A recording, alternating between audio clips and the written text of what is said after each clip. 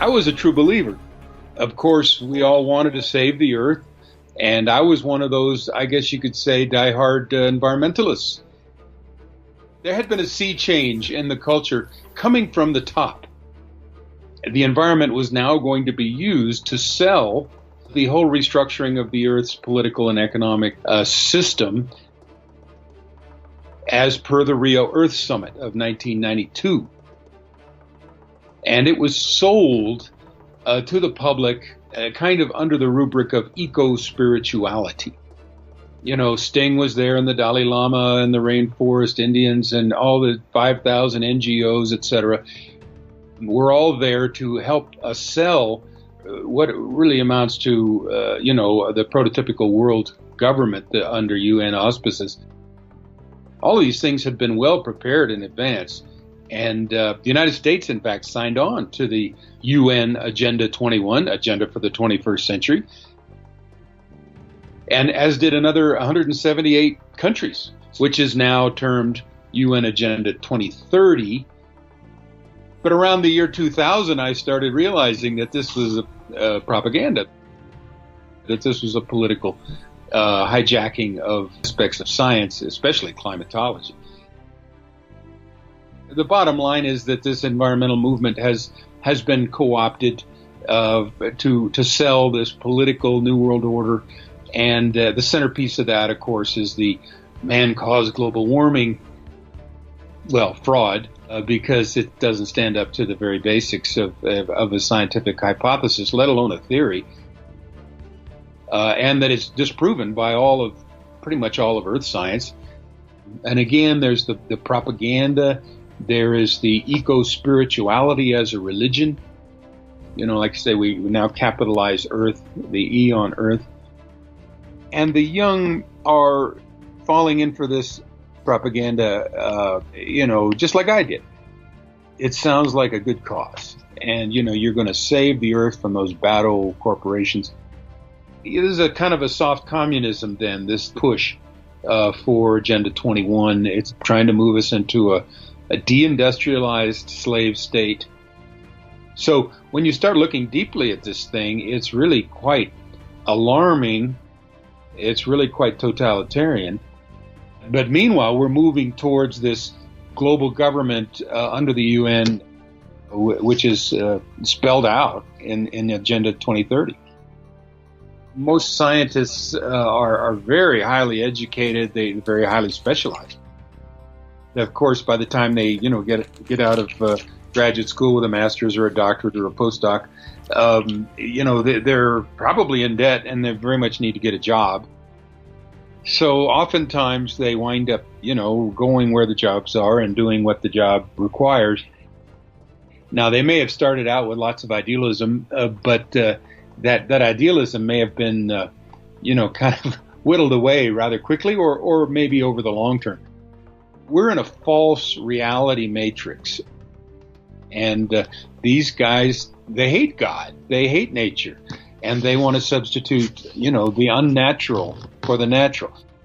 Now we're going to believe the computer models, and the computer models, they say whatever, based on however we program them, they will give the results we need. So there's this false parallel reality that's been constructed. And of course, if you're a young person and your eyes are buried in your cell phone and your computer all the time, you really don't have much connection with nature anyway. And it's very easy to pull you into that false reality. And I think there's a fear component. If somebody's been beaten down, brainwashed, then, there's a power relationship. You're going to believe it because it's safer to believe it than it is to question it. Political point of view, the science is to be used. But a politician wouldn't look at it that way. He would look at it as one more card to play in a kind of a strategic ongoing war. These are the master planners who met secretly.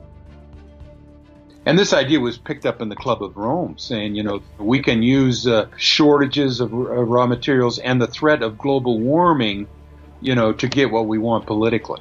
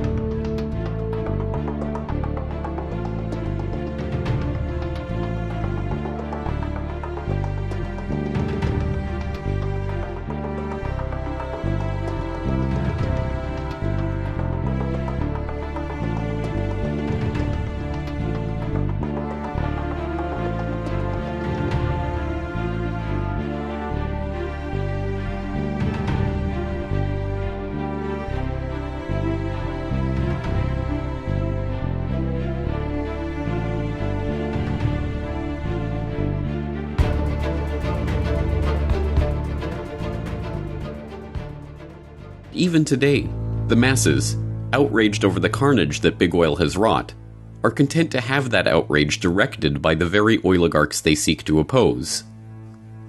The same oligarchs who are quietly funding and supporting their environmental movement from behind the scenes, and even leading it from the front.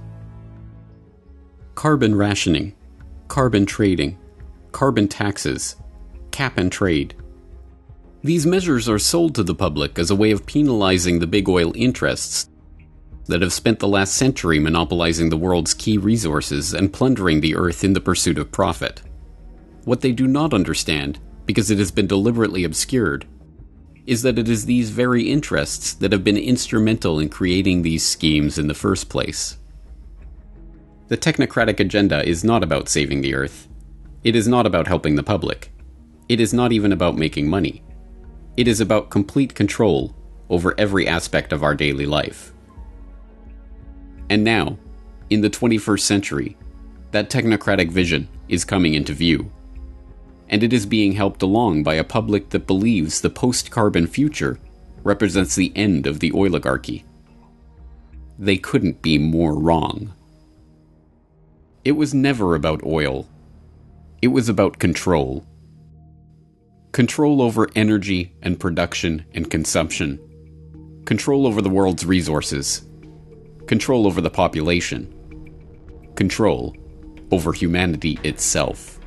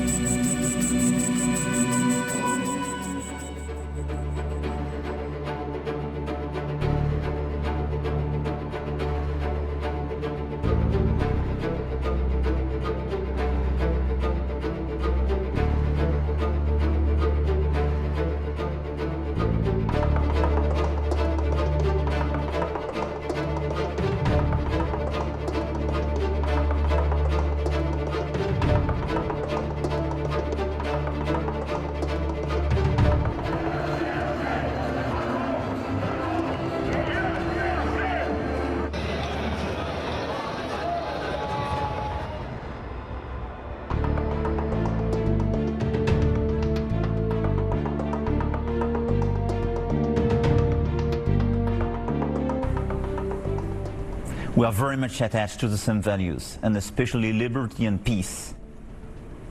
And I think the US today has a very strong role to play for peace in different regions of the world, and especially Middle East. And I think is one of the last resort player for this peace and for multilateralism. So I will advocate for multilateralism in front of the Congress for that, which means playing all together in order to reduce the influence and the power of some rogue states and obviously fight against terrorism together. We will have to build the new Syria afterwards, and that's why I think the US role is very important to play. Why?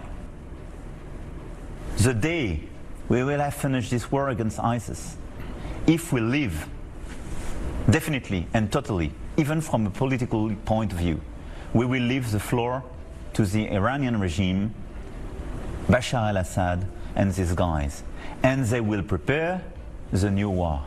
They will fuel the new terrorists.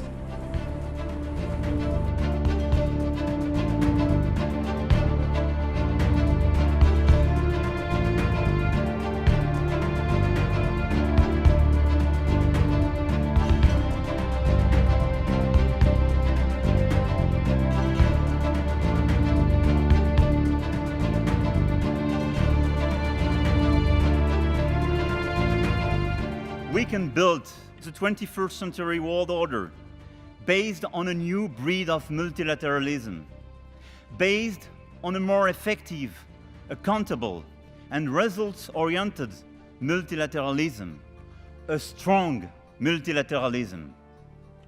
This requires, more than ever, the United States' involvement, as your role was decisive for creating and safeguarding today's free world. The United States is the one who invented this multilateralism. You are the one now who has to help to preserve and reinvent it. With the US President, with the support of every 535 members of this joint session, representing the whole American nation, we can actively contribute together to building the 21st century world order for our people.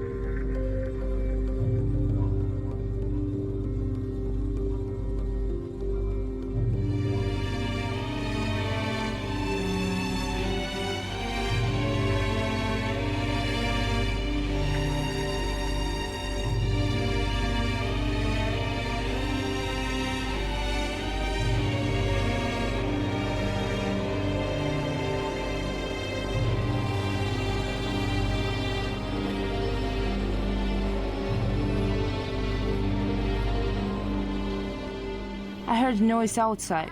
Somebody was shouting that we had to go to the hospital, so we went there.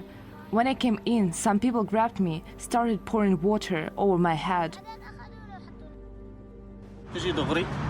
I didn't hear anything about a chemical attack. I was outside, but I didn't notice anything. I went to the hospital, walked upstairs and found my wife and children.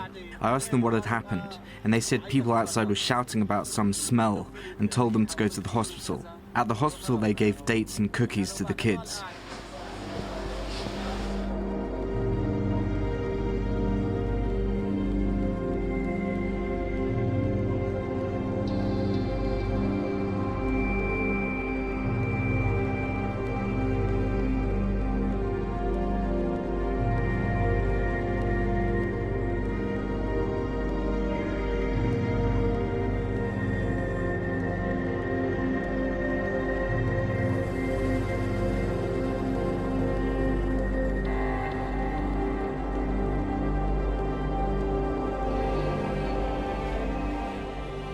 Wenn man die Dinge sachlich betrachtet, muss man sagen, ein ganz klarer Völkerrechtsbruch.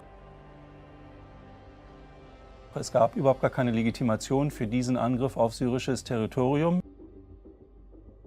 Egal, was man jetzt von diesem Regime hält oder nicht, es gab kein UN-Mandat, gar nichts. Es war eine einseitige Entscheidung der USA, diese Angriffe durchzuführen mit Hilfe Großbritanniens und Frankreich. Und das wird aus Sicht der Syrer und vieler anderer in der Region als eine Art imperialer Akt gewertet. Es geht hier um einen Stellvertreterkrieg in Syrien, das muss man sehen. Es geht hier nicht wirklich um Giftgas oder nicht Giftgas.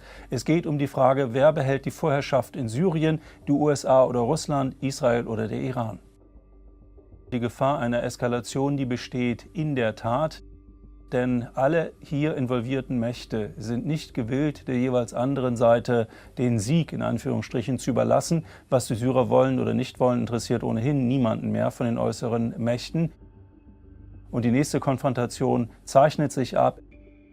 Im Mai wird Präsident Trump aller Voraussicht nach das Atomabkommen mit dem Iran aufkündigen, obwohl es funktioniert, obwohl die Iraner sich an alle Bestimmungen halten. Und es ist zu befürchten, dass Syrien auch weiterhin Auseinandersetzungen auf sich ziehen wird, militärischer Art, jetzt zwischen Russland und den USA und in einem Monat dann möglicherweise zwischen Israel und dem Iran. Das Besorgniserregende ist, dass Fakten in der internationalen Politik immer weniger eine Rolle spielen. Wir haben das im Fall Skripal schon gesehen in Großbritannien. Es wird eine Behauptung aufgestellt und sofort finden Aktionen statt, die aber auf eine Konfrontation hinauslaufen zwischen den USA und Russland.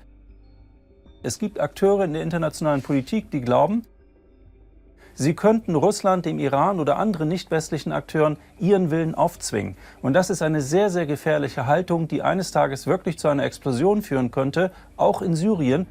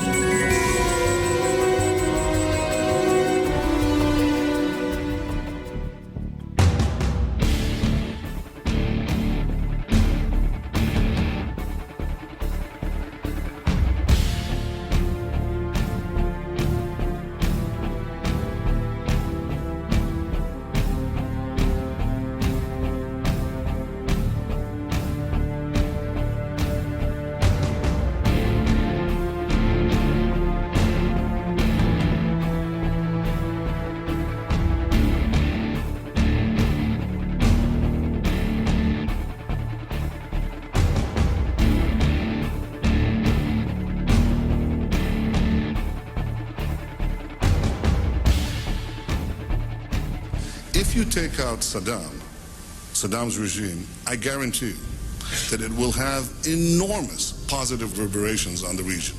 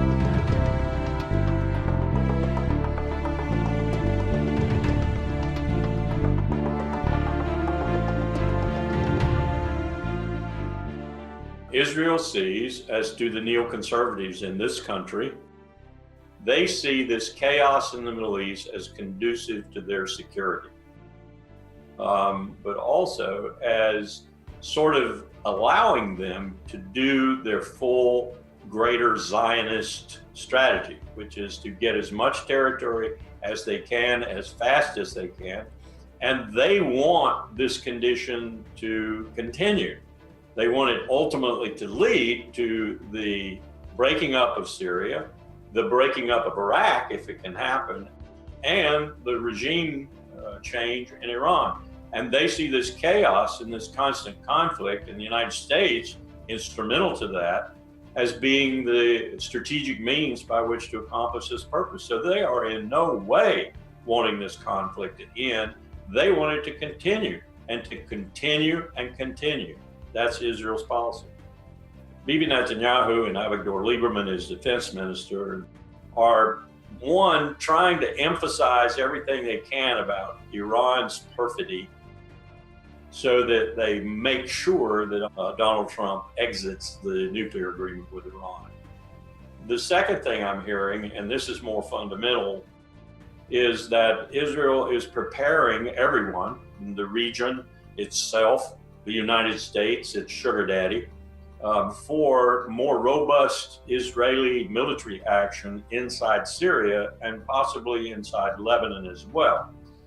I think we're looking at what could grow and grow and grow as Israel finds no check on its power and finds that it is actually delivering body blows, so to speak, to both Hezbollah and Iran inside Syria. So look for more of this. Iran will respond. They will respond in time and in a means by means that they find conducive to their interests. We may not see it at all, but Israel will certainly feel it. What that means is probably, other than conventional military strike back, it could mean Hezbollah missiles. That's what Netanyahu and Lieberman, I think, are trying to elicit. They would like some missiles shot at them. Their excuse for doing even more, and perhaps even entering the fray with armored artillery and other forces than just their air force.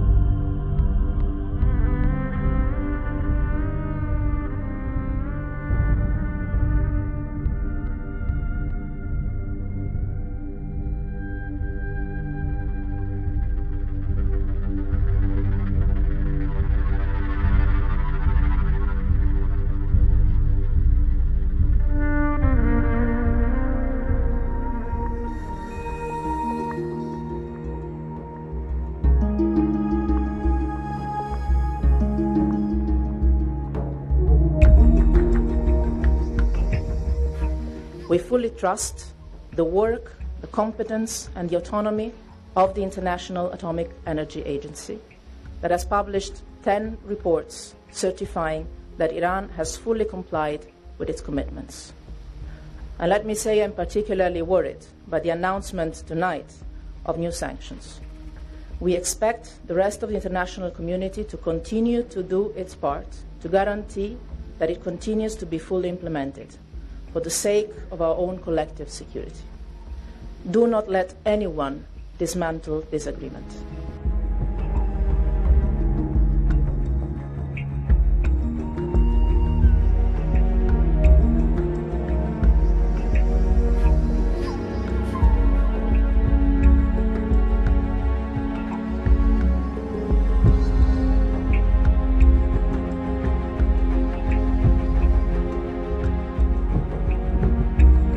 Estados Unidos nunca ha hecho ni nunca ha cumplido con sus compromisos bajo el acuerdo nuclear. El pueblo de Irán, en base a lo que reconoce la Agencia Internacional de Energía Atómica, ha cumplido con sus obligaciones. El gobierno de Irán ha cumplido con todo lo que le corresponde en el marco del acuerdo nuclear. Pero hoy somos testigos de que un país que no respeta los compromisos internacionales, el acuerdo nuclear no es un acuerdo entre Irán y Estados Unidos, que Estados Unidos quiera que se retira de este acuerdo. El Plan Integral de Acción Conjunta es un acuerdo multilateral e internacional. Es un acuerdo que está confirmado por parte del Consejo de Seguridad de la ONU y la resolución 2231. Entonces, Estados Unidos de forma oficial anunció que no cumple y que no hace caso a los compromisos internacionales. Yo he mandado a la Cancillería que en cuestión de unas semanas, manteniendo diálogos con los países europeos y otros dos grandes países como Rusia y China, realice las coordinaciones y consultas necesarias. Si al final de este corto plazo de tiempo llegamos a ese resultado, que con la cooperación de 5 países se puede satisfacer los intereses del pueblo de Irán bajo el acuerdo nuclear, pese a la voluntad de Estados Unidos y el régimen sionista, y pese a sus esfuerzos y los insultos de Trump, el acuerdo sigue vigente y nosotros podemos, a favor de la paz y del mundo, dar pasos al respecto. Y si vemos que no se garantizan nuestros intereses, yo pronto voy a hablar con el pueblo de Irán y explicaré las decisiones del sistema y del gobierno al respecto, pero enfatizo una vez más que el pueblo no debe tener ninguna preocupación, ninguna inquietud sobre el futuro del país.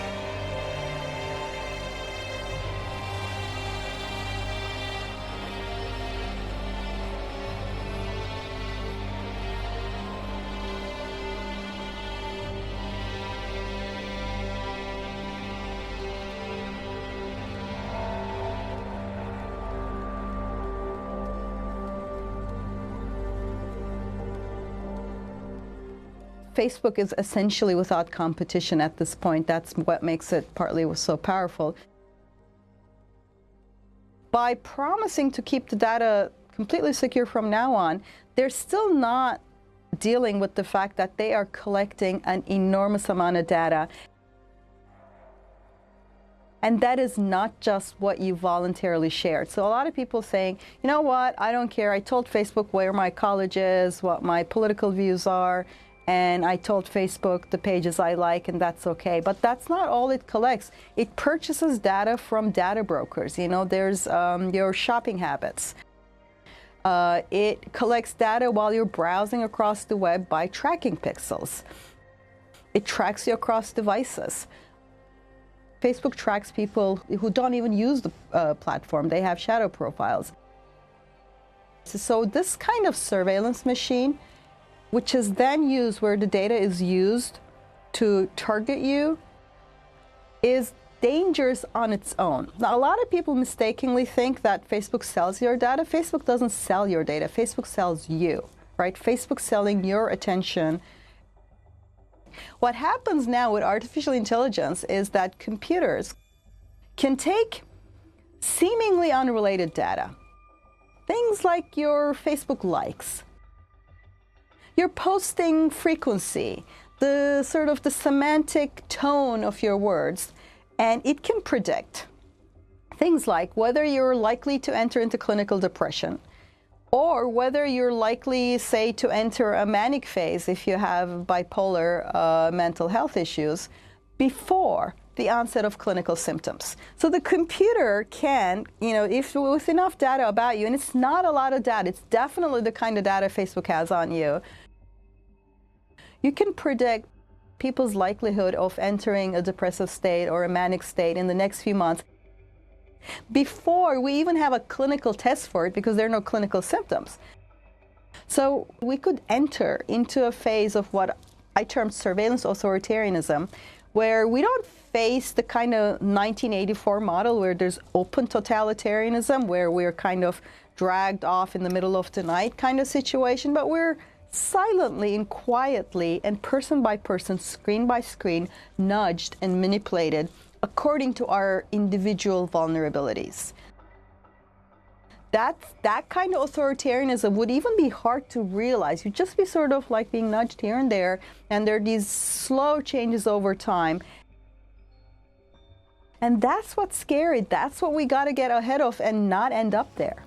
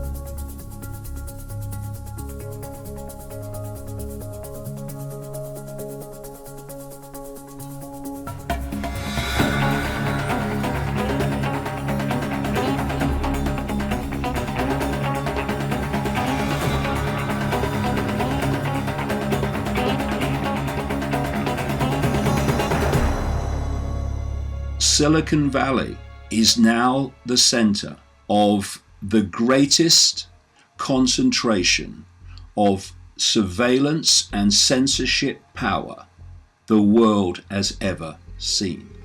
And what we saw with Cambridge Analytica was the tip of the iceberg of what happens to the information that Facebook receives. So the diversion here is that Facebook is gathering this mass of fine detail information because they want to make lots of money targeting you with targeted advertisements. That's only one level of it. That's the cover story.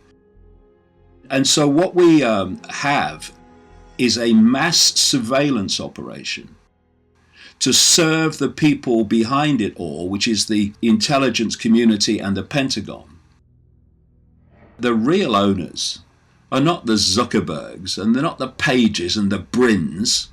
They're the hidden hand in all its forms that is so centralizing the communication of information that almost incomprehensibly small number of people now dictate globally what people see and don't see.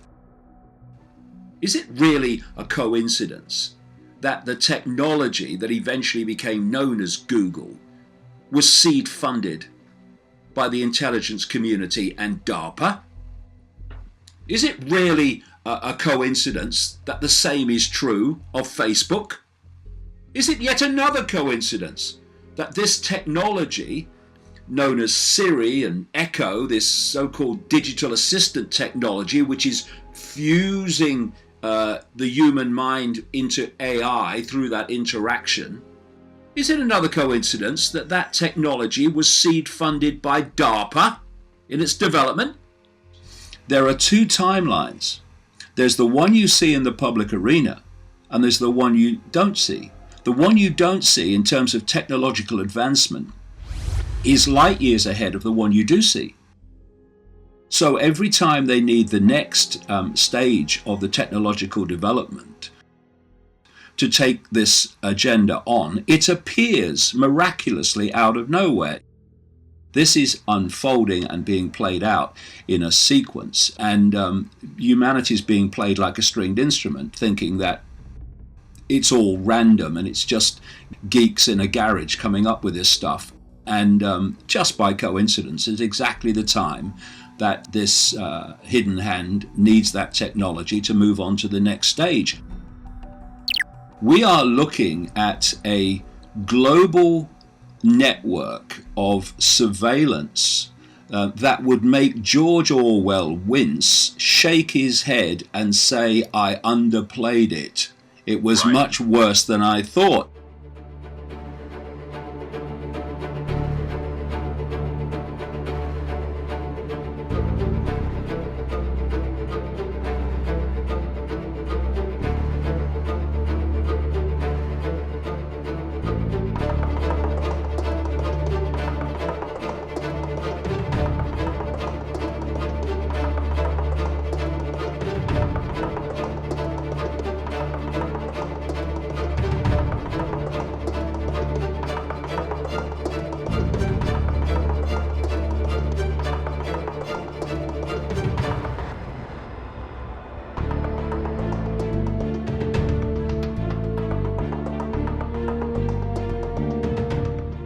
Was jetzt passiert, ist, dass es einen großen Aufruhr gibt und das wird weitergehen, das wird über Monate gehen und es wird massiv Druck auf Facebook, auf die ganzen Datenkraken geben, auf das gesamte Daten, wie gehen wir mit Daten um. Diese Diskussion wird jetzt ganz groß geführt. Welche Konsequenz hat das? Es wird dazu führen, dass Gesetze erlassen werden, Selbstverpflichtungen, es werden neue Standards gesetzt werden, dass Daten grundsätzlich nicht mehr weitergegeben werden dürfen. Beim letzten Weltwirtschaftsgipfel in Davos wurde von den großen Internetkonzernen, wurde den Regierungen ein Dokument übergeben, ein Angebot, ein Masterplan, das heißt The Known Traveler. Diese Unternehmen sagen, die Bürger sollen wieder die Hoheit über ihre Daten haben. Niemand darf auf deren Daten zugreifen, es sei denn, der Bürger erlaubt es freiwillig. Und schlagen damit den Regierungen vor, die internationale Sicherheit zu privatisieren und zu übernehmen. Sie sagen, wir sind mit unserer künstlichen Intelligenz in der Lage, die Datenströme, die Daten, die über einen Menschen vorliegen, wir haben die ja alle. Wir können da unsere Analysen drüber laufen lassen. Und es gibt ja Studien aus den USA, dass man mit dieser künstlichen Intelligenz in der Lage ist, mit 150 Facebook-Likes, die Sie gemacht haben, Ihren Charakter und Ihre wesentlichen Merkmale besser zu definieren, als Ihr Ehepartner das könnte. Und wenn Sie jetzt überlegen, welche Datenmassen über Sie über die letzten Jahre bei diesen großen Konzernen aufgelaufen sind, von Google bis Facebook etc., dann wissen Sie, dass die Sie mit Ihren künstlichen Intelligenzen besser analysieren können als Sie sich selbst, weil Sie sich gefiltert wahrnehmen und die nicht. Und jetzt haben die das Angebot gemacht, wir übernehmen die Sicherheitsüberprüfung eurer Bürger an den Stellen, wo es nötig ist, zum Beispiel beim Grenzübertritt. Wenn der Bürger die Grenze überschreitet und will einreisen in ein anderes Land, dann hat er zwei Möglichkeiten. Bei Schalter 1 ist ein freundlicher Officer mit einem Computer. Und da gehen Sie hin, halten Ihr Handy vor und sagen, hier bitte, Sie haben Einblick in meine Daten, ich gebe Ihnen meine Daten frei. Und daraufhin lässt er Ihre Daten von diesem privaten Unternehmen, von diesem Konsortium, durchforsten, analysieren durch die künstliche Intelligenz. Das Ding sagt ihm, okay, der ist zu 95% nicht gefährlich und wünscht Ihnen gute Einreise. Sie haben Ihre Daten freiwillig zur Verfügung gestellt. Sie verfügen über Ihre Daten. Wenn Sie das nicht wollen, stellen Sie an Schalter 2 an. 2 Stunden Wartezeit, unfreundlicher Officer, dem Sie jetzt mal erklären, was Sie zu verbergen haben.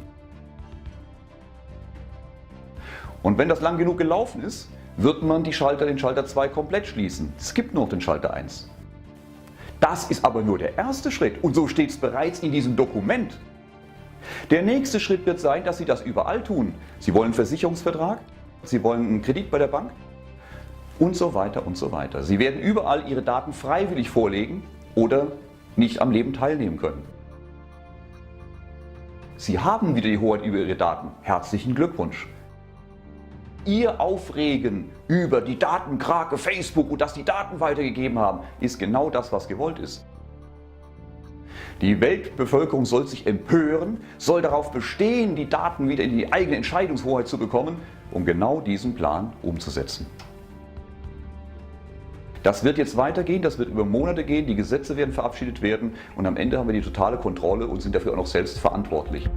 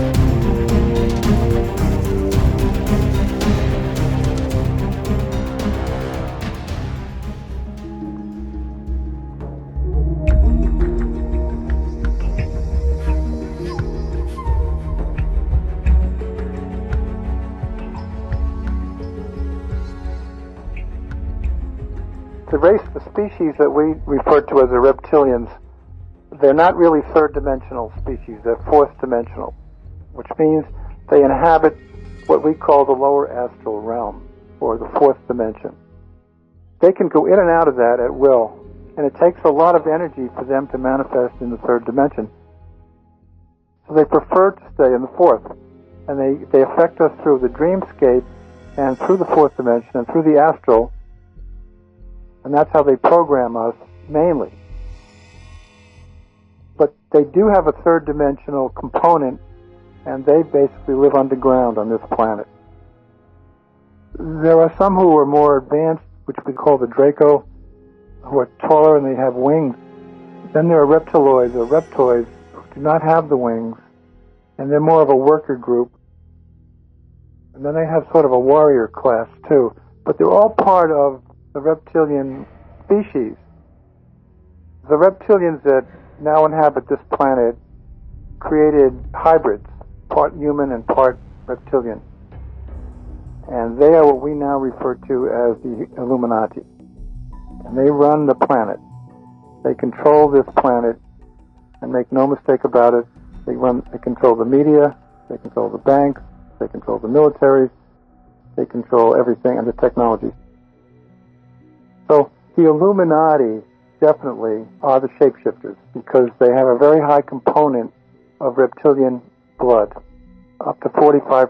In other words, any percentage of reptilian blood up to 45% will allow that entity to shapeshift and to appear human or reptilian.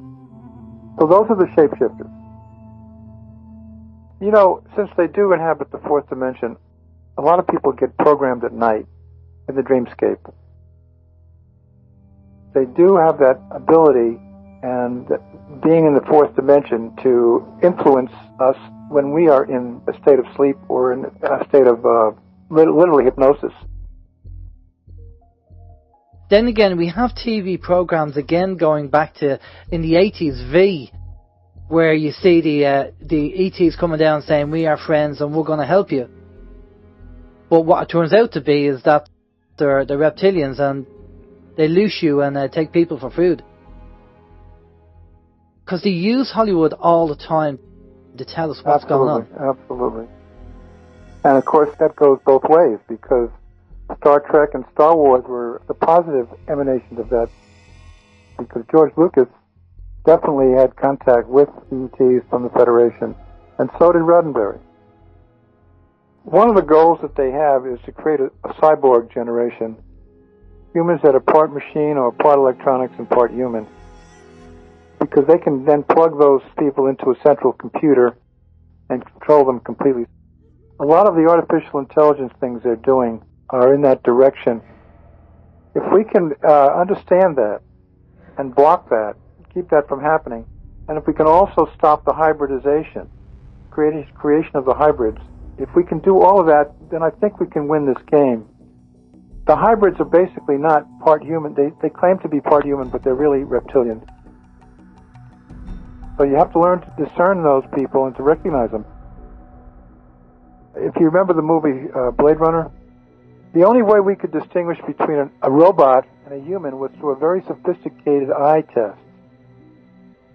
Otherwise, they were absolutely identical to humans. And I think we're going to get to that point. We're going to have to learn to discern who is human and who is not.